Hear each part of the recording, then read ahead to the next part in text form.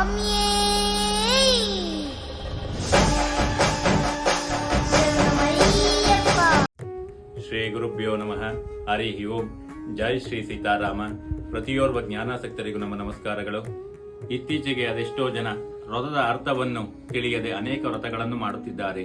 ಅದರಲ್ಲೂ ಕಾರ್ತಿಕ ಮಾಸದಿಂದ ಮಕರ ಸಂಕ್ರಾಂತಿಯವರೆಗೂ ಮಾಡಲಾಗುವಂತಹ ಶಬರಿಮಲೆ ಅಯ್ಯಪ್ಪ ಸ್ವಾಮಿ ವ್ರತವನ್ನು ಮಾಡಲಾಗುತ್ತದೆ. ಈ ಸಮಯದಲ್ಲಿ ಈಗಿನ ಯುವ ಜನತೆ ಅದೆಷ್ಟೋ ಜನ ಇದರ ನಿಜವಾದ ಅರ್ಥವನ್ನು ತಿಳಿಯದೆ ವ್ರತವನ್ನು ಕೂಡ ಟ್ರೆಂಡಿಂಗ್ ಬಂದರೆ ಯಾವ ರೀತಿ ಫಾಲೋ ಮಾಡುತ್ತಾರೋ ಆ ರೀತಿ ಇದನ್ನು ಮಾಡುತ್ತಿದ್ದಾರೆ. ಅದರಲ್ಲೂ ಕೇವಲ ವಾರಗಳು ಹಾಗೂ ದಿನಗಳು ಮಾತ್ರ ವ್ರತದ ಆಚರಣೆ ಮಾಡುತ್ತಿದ್ದಾರೆ. ದಯವಿಟ್ಟು ಯಾರು ಕೂಡ ಈ ರೀತಿ ಮಾಡಬೇಡಿ. ಅದರಿಂದ ಯಾವ ರೀತಿಯ ಪ್ರಯೋಜನಗಳು ಕೂಡ ಆಗುವುದಿಲ್ಲ. ಮೊದಲು ಅಯ್ಯಪ್ಪ ಸ್ವಾಮಿ ವ್ರತ ಎಂದರೇನು, ನಾವು ಏಕೆ ಮಾಡಬೇಕು, ಹೇಗೆ ಮಾಡಬೇಕು, ಎಷ್ಟು ದಿನ ಮಾಡಬೇಕು ಎಂಬುದನ್ನು ಆತ್ಮಜ್ಞಾನ ಹೊಂದಿರುವಂತಹ ನಿಜವಾದ ಗುರುಸ್ವಾಮಿಗಳ ಮುಖಾಂತರವಾಗಿ ತಿಳಿದು ಈ ವ್ರತದ ಪ್ರಾರಂಭವನ್ನು ಮಾಡಿ. ಒಂದು ವ್ರತದ ಅರ್ಥ ಮಹತ್ವ ತಿಳಿಯದೆ ಯಾವುದೇ ಕಾರಣಕ್ಕೂ ವ್ರತಾಚರಣೆ ಮಾಡಬೇಡಿ. ಅಯ್ಯಪ್ಪ ಸ್ವಾಮಿ ವ್ರತ ಹಾಗೂ ಮಾಲಾಧಾರಣೆ ಮಾಡುವುದರ ನಿಜವಾದ ಅರ್ಥವೇನೆಂದರೆ, ಅಯ್ಯಪ್ಪನನ್ನು ಧರ್ಮಶಾಸ್ತ್ರ ಎಂದು ಕರೆಯುತ್ತಾರೆ. ಶಾಸ್ತ್ರ ಎಂದರೆ ಶಿಕ್ಷಕ ಎಂದರ್ಥ.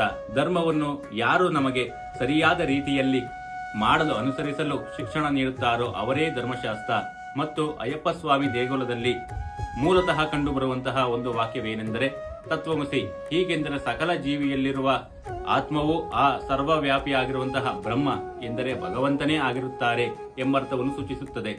ಅದೇ ರೀತಿ ವ್ರತವನ್ನು ಆಚರಣೆ ಮಾಡುವವರು ಬ್ರಹ್ಮಜ್ಞಾನವನ್ನು ತಿಳಿದು ಸಕಲ ಜೀವಿಗಳಲ್ಲೂ ಭಗವಂತನನ್ನು ಕಂಡು ವೈರಾಗ್ಯ ಸಾಧನೆ ಮಾಡಬೇಕೆಂದೇ ಇದರ ಮೂಲ ಅರ್ಥ. ಹಾಗೂ ವ್ರತವನ್ನು ಮಾಡುವಂತಹ ಉದ್ದೇಶವೇನೆಂದರೆ ವರ್ಷಪೂರ್ತಿ ಪ್ರತಿಯೊಬ್ಬರೂ ತಿಳಿದು ತಿಳಿಯದೆ ಮಾಡಿದಂತಹ ತಪ್ಪುಗಳನ್ನು, ಅಜ್ಞಾನ, ಅಂಧಕಾರ, ಇನ್ನಿತರ ಎಷ್ಟೋ ನಕಾರಾತ್ಮಕ ಶಕ್ತಿಗಳಿಂದ ನಮ್ಮ ದೇಹ, ಮಾತು, ಮನಸ್ಸು, ಆತ್ಮ ಹಾಳಾಗಿರುತ್ತದೆ.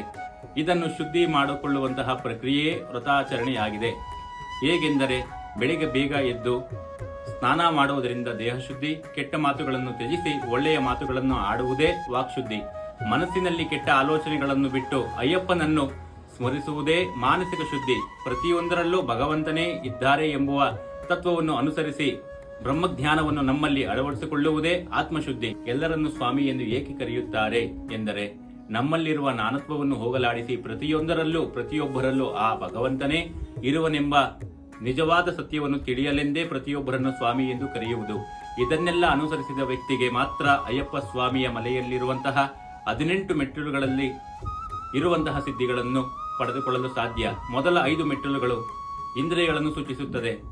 ಇಂದ್ರಿಯಗಳು ಎಂದರೆ ಪಂಚೇಂದ್ರಿಯಗಳು: ಕಣ್ಣು, ಕಿವಿ, ಮೂಗು, ಚರ್ಮ, ಬಾಯಿ. ಇದರಲ್ಲಿ ಉಂಟಾಗುವಂತಹ ಆಸೆಗಳನ್ನು ಮೆಟ್ಟಿ ಜ್ಞಾನ ಜ್ಯೋತಿ ಅಯ್ಯಪ್ಪನೆಡೆಗೆ ಬರುತ್ತಿದ್ದೇವೆ ಎಂದರ್ಥವನ್ನು ಸೂಚಿಸುತ್ತದೆ. ಮುಂದಿನ 8 ಮೆಟ್ಟಿಲುಗಳು ಅಷ್ಟರಾಗಗಳನ್ನು ಸೂಚಿಸುತ್ತದೆ. ಅಷ್ಟರಾಗಗಳೆಂದರೆ ಕಾಮ, ಕ್ರೋಧ, ಲೋಭ, ಮೋಹ, ಮದಮತ್ಸರ್ಯ, ಅಸೂಯೆ ಹಾಗೂ ಜಂಬ. ಈ ಎಲ್ಲಾ ಮಾಯೆಗಳನ್ನು ಮೆಟ್ಟಿ ಭಗವಂತನ ಸಾನ್ನಿಧ್ಯಕ್ಕೆ ಬರುತ್ತಿದ್ದೇನೆ ಎಂಬ ಅರ್ಥವನ್ನು ಸೂಚಿಸುತ್ತದೆ. ಇನ್ನು 3 ಮೆಟ್ಟಿಲುಗಳು ಸತ್ವ, ರಜಸ, ತಮೋ ಎಂಬ 3 ಗುಣಗಳನ್ನು ಸಂಕೇತಿಸುತ್ತದೆ.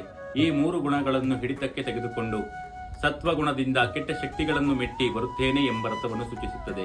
ಕೊನೆಯ 2 ಮೆಟ್ಟಿಲುಗಳು ಜ್ಞಾನ ಮತ್ತು ಅಜ್ಞಾನವನ್ನು ಪ್ರತಿನಿಧಿಸುತ್ತದೆ. ಪರಮ ಜ್ಞಾನದಿಂದ ಜ್ಞಾನವನ್ನು ಪಡೆದು ಅದರಿಂದ ಅಜ್ಞಾನವನ್ನು ಮೆಟ್ಟಿ ಬರುತ್ತೇನೆ ಎಂಬುವ ಸಂಕೇತವೇ 18 ಮೆಟ್ಟಿಲುಗಳು.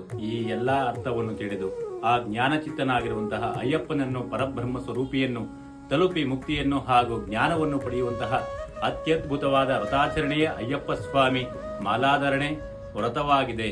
ಇವೆಲ್ಲವನ್ನು ತಿಳಿದು ಅನುಸರಿಸಿ 48 ದಿನ, 41 ದಿನ ಪೂರ್ತಿ ಮಂಡಲ ಅಥವಾ ಅರ್ಧ ಮಂಡಲವನ್ನು ಯಾರು ಆಚರಣೆ ಮಾಡುತ್ತಾರೋ ಅಯ್ಯಪ್ಪನನ್ನು ಅಂತವರು ಮಾತ್ರ ತಲುಪಲು ಸಾಧ್ಯ. ಇಲ್ಲವಾದರೆ ಅದು ನಿರುಪಯುಕ್ತವಾಗಿರುತ್ತದೆ.